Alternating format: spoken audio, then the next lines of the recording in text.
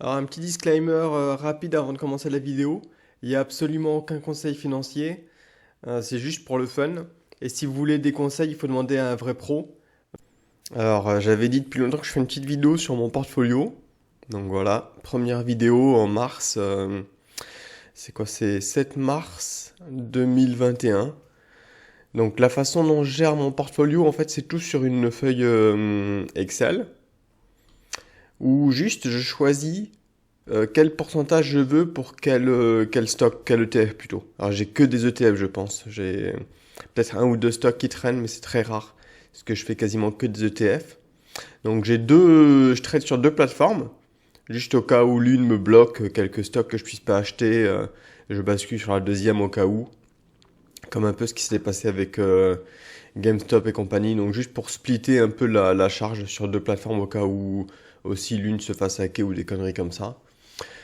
Et donc, qu'est-ce que j'ai? J'ai Robinhood et Fidelity. Alors, Fidelity, on va même pas en parler parce qu'en fait, je l'ai ouvert il y a pas longtemps et je suis en train de transférer mes shares d'un autre broker vers eux. Donc, on voit, j'ai que 3000 $ sur Fidelity. J'ai 50 000 sur Robinhood. Donc, on va juste parler de Robinhood. De toute façon, ce qui compte, c'est ici, hein, c'est la répartition target. Donc, je vais grouper thème, par thème. Donc on voit, j'ai pas mal de bons. Donc BND, BNDX, BND c'est des bons US, BNDX c'est des bons internationaux. JNK c'est des junk bonds, donc c'est plus des boîtes qui sont en train de crever, mais ça rapporte un peu plus de yield. SCHP je sais plus. Tout ce qui est VJ jusqu'à Shai c'est des bons du trésor américain. Ensuite beaucoup de commodities. Donc DBA, c'est plus agriculture, c'est un peu plus spécifique quand même. Et Mo, c'est plus des stocks de compagnies qui font dans l'agriculture. Donc c'est un peu un proxy en fait pour moi. Des stocks de dividendes, donc dividendes de compagnies US, dividendes de compagnies un peu plus risquées, internationales, low volatility, high dividend, dividende international. Donc des fois, par exemple, entre VYM et VIG, quand je suis pas sûr de quel ETF choisir, je fais juste moitié-moitié. Ça m'évite de me faire chier à faire plus de recherches que ça. Ensuite, de l'or. Alors l'or, c'est juste au cas où c'est plus une assurance qu'autre chose, hein.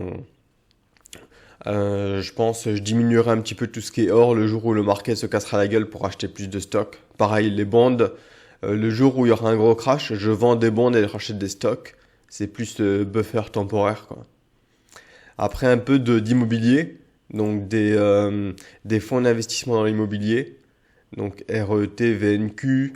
La différence, c'est qu'il y en a un qui est plus US, l'autre qui est plus international, je sais plus lequel est lequel.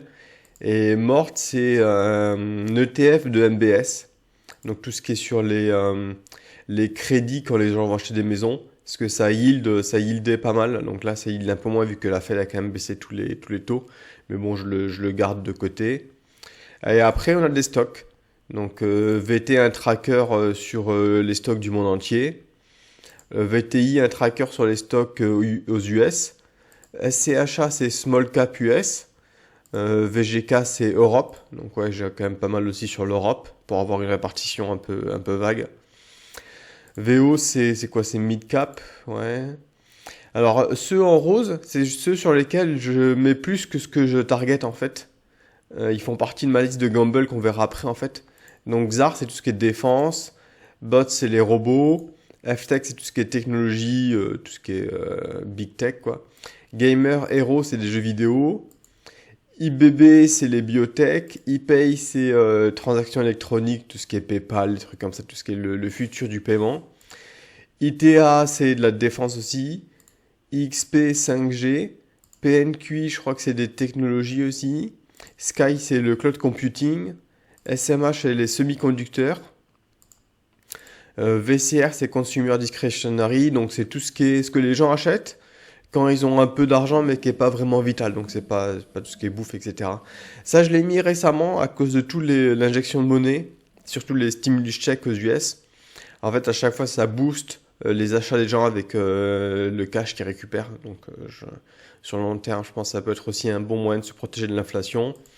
Vox, c'est la 5G, ça va avec IXP, je savais pas lequel prendre, j'ai pris les deux tout simplement. IEMG, alors là, on passe dans les stocks internationaux. Donc IEMG, c'est un tracker sur tout ce qui est emerging market, ben, comme son nom l'indique, hein. VEA, c'est Develop Market, donc Europe, un peu de Asie aussi, j'imagine. VNM, c'est le Vietnam, parce qu'il n'était pas dans le tracker IEMG. Pareil, les Philippines, c'était pas dans IEMG, donc j'ai pris à part un tracker sur le pays directement. Et ensuite, FAF, c'est tout ce qui est low volatility, donc c'est des stocks internationaux qui bougent pas beaucoup. Hum. GXC, c'est la Chine, pour être un peu plus de poids sur la Chine. Ils sont déjà dans IEMG, mais bon, juste pour en avoir un peu plus. IXG, c'est le secteur de la santé. PGJ, c'est encore la Chine. Alors, je sais pas lequel prendre avec JXC, PGJ, mais en gros, ouais, c'est pour avoir plus de poids en Chine. Donc, concrètement, et on voit que tout ça, ça fait 100%, enfin, ça fait 1000 pour 1000. Ouais, j'étais un petit peu trop dans le détail, j'ai mis du millième en fait. Donc, faudrait que je les monte un peu, mais j'attends que le market se casse un peu la gueule pour pouvoir remonter un peu. Et ils sont aussi dans mes gambles en fait, tout cela, tous les stocks. Et donc, si on revient par thème, donc il y a pas mal de bonds qui sont là, enfin, on va dire un peu temporaires pour avoir un peu de sécurité. Les commodities, c'est pas mal la mode en ce moment et surtout pour se protéger de l'inflation des prix qui montent, enfin rien qu'à voir les prix de la bouffe qui n'arrêtent pas de monter. C'est pour ça que j'en ai pris pas mal. Dividendes, ça fait toujours plaisir d'avoir un petit peu de cash qui rentre tout le temps. De l'or au cas où, pareil, ça, il faudra que je le trim à l'occasion. De l'immobilier, ça faudrait que je le monte un peu, mais là les prix de l'immobilier sont tellement hauts que bon, ça me fait chier d'investir là-dedans. Des stocks et des stocks internationaux. Donc si on regarde voilà, on voit un quart c'est des bandes et après c'est des paquets de 10% en fait. Enfin les stocks c'est 20% voire plus parce qu'en fait il y a stock international. Donc stock en tout ça serait 30%, 10% d'immobilier, 10% d'or, 10% de dividendes et 10% de commodity. Voilà, donc aujourd'hui ça représente 52 000 dollars et on refera un petit point dans un mois pour voir ce que j'achète régulièrement en fait. Toujours un petit peu et à chaque fois que ça drop j'achète un petit peu plus. Et donc maintenant on va parler des gambles. Donc ça c'était mon long terme, donc c'est tout ce qui est plutôt safe, que j'ai pas réellement de plan pour vendre. Et par contre gamble, là c'est vraiment avec l'horizon de le vendre. Comment je vais arranger ça? Je vais peut-être faire par montant, tiens. Ouais. Donc un ETF sur le jeu vidéo et la défense, mais ça, là actuellement j'ai vendu tout ce que j'avais comme gamble dessus. La génomique, plutôt faire par thème, tiens. Alors ouais, donc pas mal de gamble sur la 5G, enfin pas mal, même pas 1000 dollars, non. Bon. Euh, les banques, celui-là, ouais, les banques, c'est plus avec l'espérance que les taux d'intérêt vont remonter. Burry, c'est un truc que j'ai piqué à Michael Burry, parce qu'après tout, il a souvent raison, donc je me suis dit, tiens, s'il l'achète, je vais l'acheter aussi, juste au cas où. Bon, c'est des petits montants, donc bon. Drive, c'est tout ce qui est self-driving car, les voitures électriques, etc. Donc ça, c'est aussi pour la tendance. Les ETF de Chine, je suis un peu overweight en Chine en fait, puisque je les ai aussi dans le long terme. Mais bon, j'étais pas mal, j'en ai vendu pas mal, j'en avais plus avant, mais j'étais pas mal bullish sur la Chine aussi. Je suis toujours d'ailleurs. Le cloud computing, donc ça c'est pareil, j'en avais beaucoup plus avant, j'ai pas mal vendu récemment. Tout ce qui est un gamble que j'ai appelé Covid, avec des airlines, donc JetBlue, de l'immobilier, Mac, Ma, Safe, c'est Spirit, c'est des airlines encore. HST, c'est un tracker sur tout ce qui est hôtel et tourisme. Jet, c'est un tracker sur toutes les airlines. Et BXP, c'est Boston Property. Ils font de la location de bureaux, en fait, de bureaux immobiliers. Donc j'ai acheté ça pour vraiment pas cher.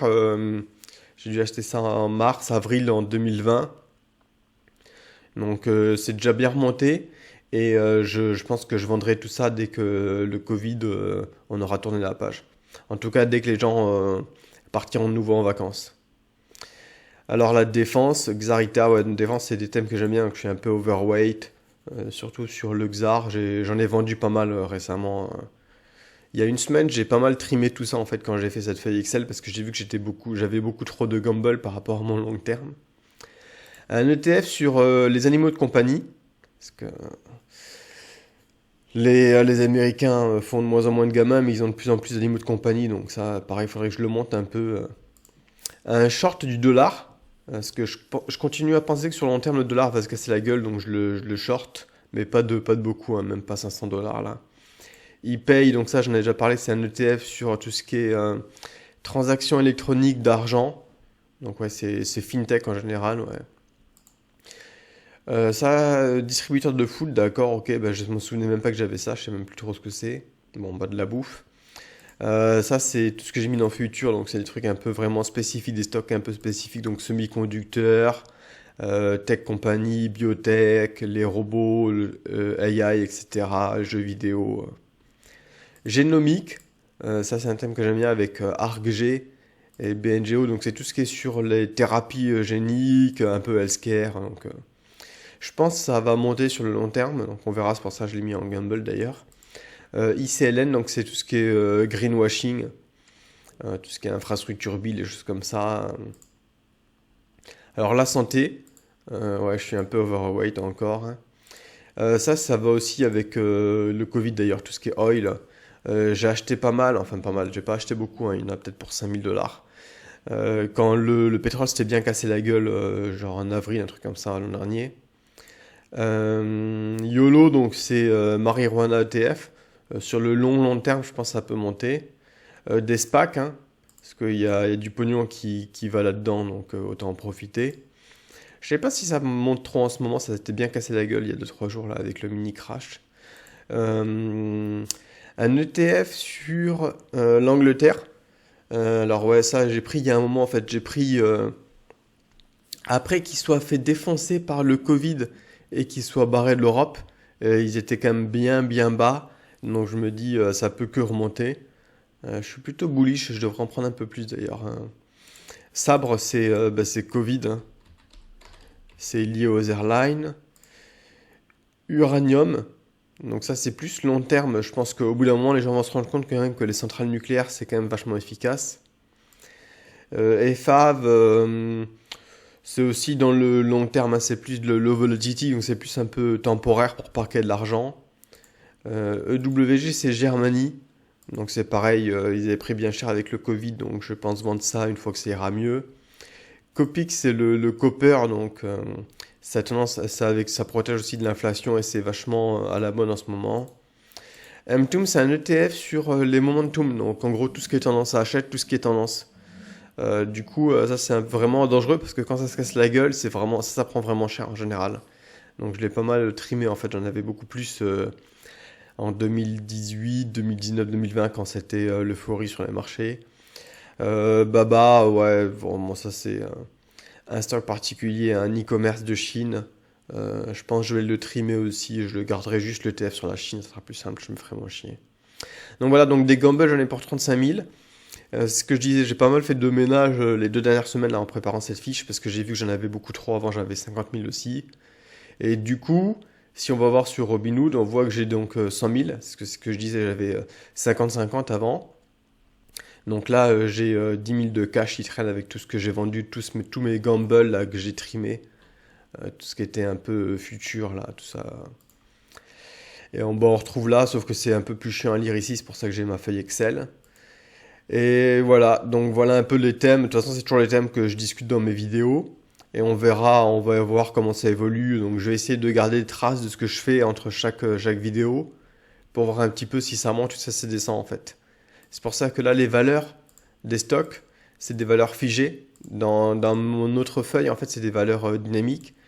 Mais là, c'est vraiment les valeurs qu'il y avait quand j'ai fait la feuille au 7 mars. Et donc on verra dans un mois où j'en suis.